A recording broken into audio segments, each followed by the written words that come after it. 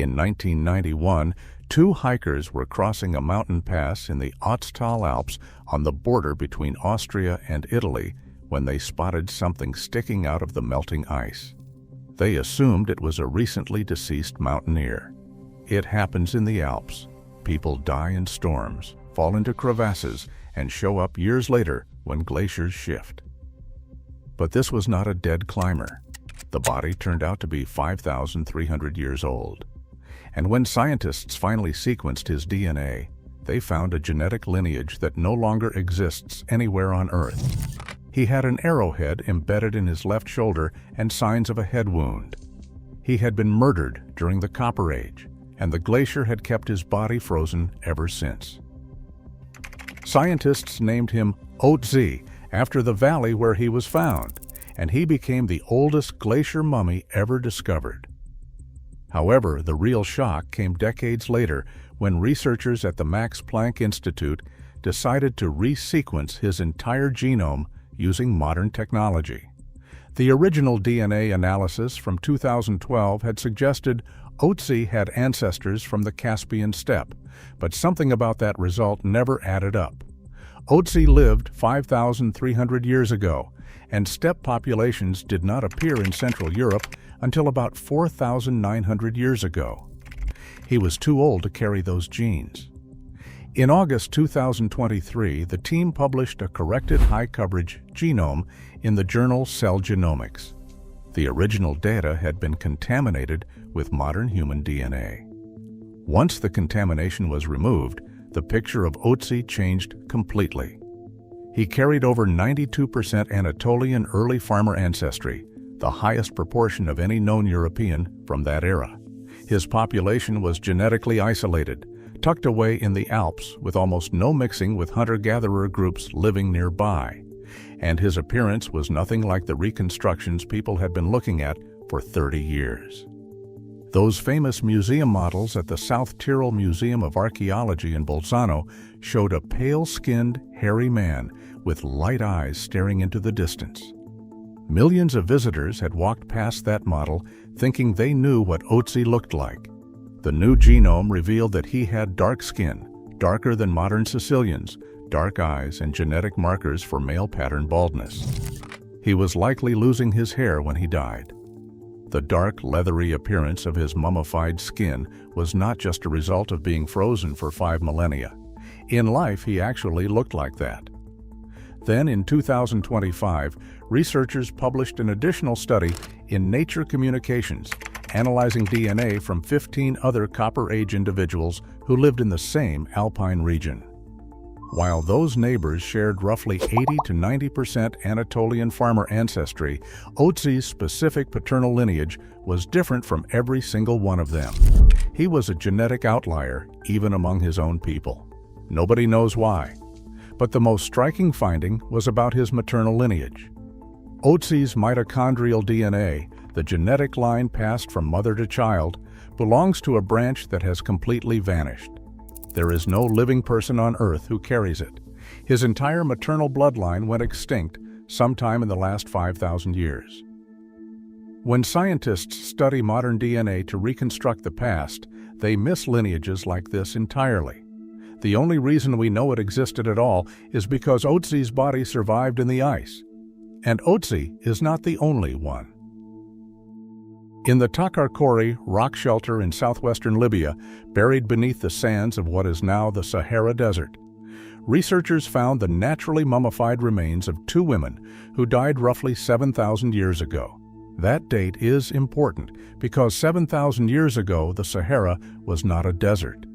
It was a green savanna with rivers, forests, and lakes, including one that was roughly the size of modern Germany.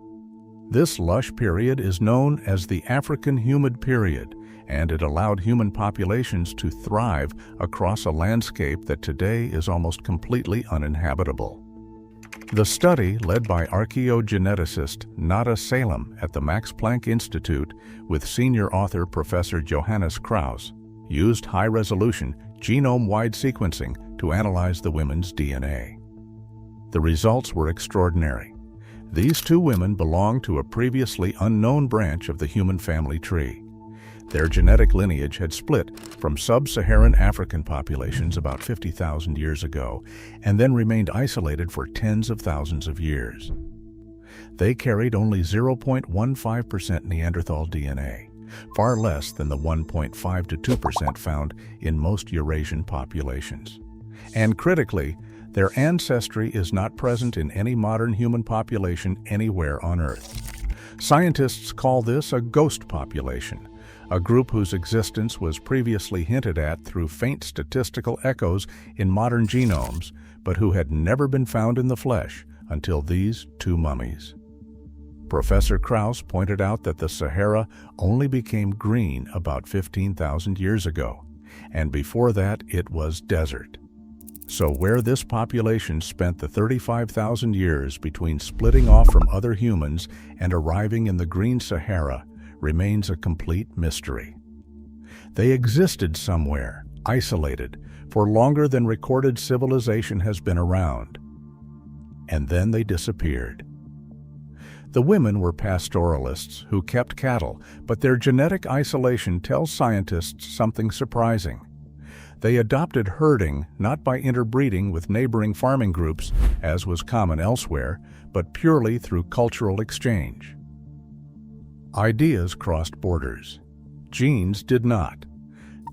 Now, if two mummies from the Sahara can reveal an entirely unknown branch of humanity, imagine what a single bone fragment from a Siberian cave can do. In 2010, scientists at the Max Planck Institute sequenced DNA from a girl's pinky finger bone found in Denisova cave in the Altai Mountains of Siberia. The cave sits in a remote mountain valley, and it had already yielded Neanderthal remains. But this bone was different. The DNA did not match Neanderthals. It did not match modern humans. It belonged to an entirely new group, which scientists named Denisovans. To this day, Denisovans are one of the strangest chapters in human evolution. We have almost nothing physical from them. A pinky bone, a few teeth, and one jawbone found in a cave on the Tibetan plateau. That is it. And yet, their DNA lives on in billions of people. Modern Melanesians carry 4 to 6% Denisovan DNA. Traces appear across Southeast Asia, Australia, and the Pacific Islands. An entire species of human existed for hundreds of thousands of years, interbred with our ancestors, shaped the genomes of living people today, and left behind almost no physical evidence that they were ever here.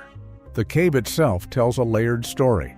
Denisovans occupied it from at least 200,000 years ago, possibly as early as 300,000 years ago based on stone tools found in the deepest deposits. Neanderthals moved in and out between 200,000 and 100,000 years ago.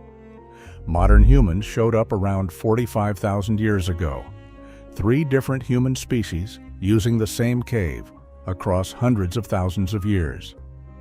And in 2018, the cave produced its most stunning find. Among over 2,000 unidentifiable bone fragments excavated from the sediment, Oxford University researchers used a technique called ZooMS, collagen peptide mass fingerprinting, to flag one tiny piece as human. Full genome sequencing by Vivian Sloan and Svante Pabo at the Max Planck Institute revealed that this fragment belonged to a girl who died roughly 90,000 years ago at around 13 years old. Her mitochondrial DNA came from a Neanderthal mother. Her nuclear DNA showed her father was Denisovan. She was the first and still the only known first-generation hybrid between 2 different archaic human species. Scientists nicknamed her Denny. Population geneticist Pontus Skoglund called the discovery absolutely extraordinary. Even more remarkably, her Denisovan father also carried traces of Neanderthal DNA from hundreds of generations earlier, proving that interbreeding between these species was not a one-time event. It happened again and again across tens of thousands of years. Her mother's Neanderthal DNA was more closely related to specimens found in Vindija Cave in Croatia, thousands of miles from Siberia, suggesting Neanderthals migrated across Eurasia in multiple waves. And all of this was extracted from one tiny piece of bone that nobody could even visually identify as human. These frozen remains do not just rewrite genetics, they also create conflicts between science and the living. In 1993, on the remote Yukok Plateau in the Altai Mountains of Russia, archaeologist Dr. Natalia Polosmak opened a Wui coffin that had been sealed in permafrost for roughly 2,500 years. Inside was the mummified body of a young woman from the Pazyryk culture, buried with 6 sacrificial horses, gold ornaments, silk garments, and elaborate tattoos of mythical animals on her arms and shoulders. The indigenous Altai people consider her a sacred ancestor and blamed earthquakes and floods in the region on the disturbance of her tomb. Her body was stored in a research facility in Novosibirsk for over 20 years before finally being returned to the Altai Republic. She is a reminder that the frozen dead were once living people claimed by communities that still remember them.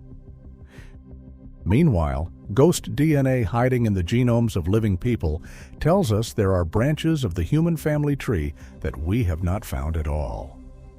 West African populations carry roughly 2 to 19% of their DNA from an unidentified archaic hominin that diverged from modern humans roughly 360,000 years ago.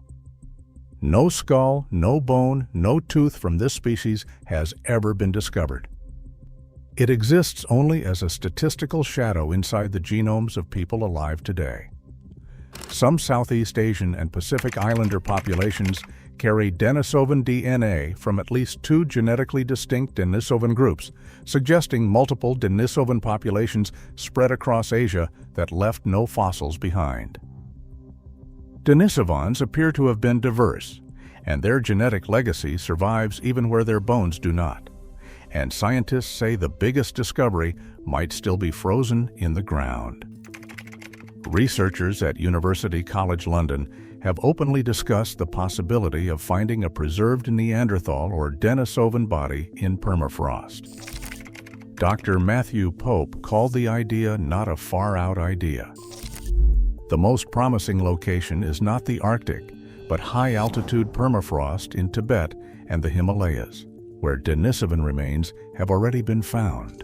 If a complete frozen archaic human were ever pulled from the ice, it would be the single most important discovery in the history of paleoanthropology. We would see, for the first time, what an entire species of human actually looked like, but the ice is melting. Climate change is thawing permafrost at accelerating rates across the planet, and with it, the window to find and preserve these ancient remains is shrinking. Every year, glaciers retreat and expose artifacts, bones, and organic material that has been sealed for thousands of years. Some of it is recovered by researchers. Much of it degrades before anyone finds it. The frozen dead have already rewritten the human story. Oat Z's extinct lineage, the Saharan ghost population, the Denisovans, Deni, and the unnamed archaic species hiding in West African DNA are all proof that the version of human history we thought we knew was incomplete. Entire peoples lived, thrived, and vanished, leaving nothing behind except fragments of DNA locked in ice and bone. If this changed how you think about human history, subscribe. We cover stories like this every week.